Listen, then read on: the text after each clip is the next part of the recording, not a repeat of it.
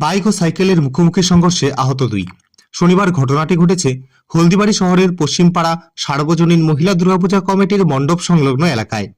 স্থানীয় ও প্রত্যক্ষদর্শী সূত্রে জানা গিয়েছে, এদিন মানিকগঞ্জের দিক থেকে একটি দ্রুতগামী বাইকে চড়ে 2 আরোহী হলদিবাড়ি শহরের দিকে আসছিলেন।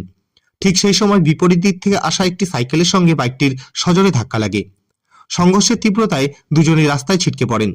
এই দুর্ঘটনায় আহত বাইক চালকের নাম প্রণব চক্রবর্তী, বয়স 17 বছর।